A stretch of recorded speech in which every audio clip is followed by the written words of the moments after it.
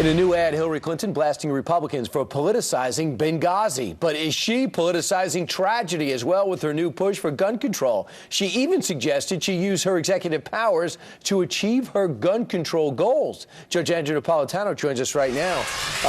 Judge, Hillary Clinton's fired up.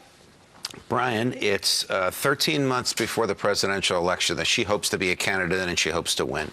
She's already said she will not enforce two U.S. Supreme Court opinions which find the right to keep and bear arms to be a personal right that the government cannot unreasonably interfere with. And she's already said that if the Congress doesn't give her the gun control legislation she wants, she'll write it on her own as an executive order. So she's already rejecting the role of the presidency by wanting to be the legislative branch as well as the executive And she's branch. going against the 2008 candidate who said the federal government really shouldn't be doing that. The state should be handling that. So I'm going to give you some of her suggestions that she ad-libbed yesterday on Town Hall. She wants to reinsult the assault weapons ban that Bill Clinton put into play that was since overturned. I don't think that could pass the Congress. The difference between an assault weapon and a non-assault weapon is some plastic stuff on there. It has nothing to do with the frequency with which bullets come out. This is a favorite mantra of the left. Let's get rid of assault weapons. They don't even know what assault weapons are. Wants to repeal the law that prevents people from suing negligent gun manufacturers if their products end up being used in crimes. Well,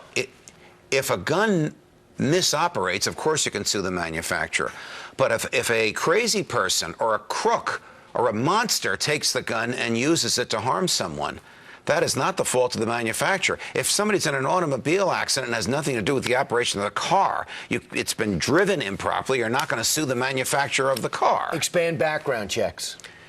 You know, both of the tragedies that she pointed to yesterday, and they were profound tragedies that cannot be gainsaid, Newtown, Connecticut, and Roseburg, Oregon, were perpetrated by crazy people, legitimately madmen, neither of whom had any mental health history, neither of whom would have shown up on a background check.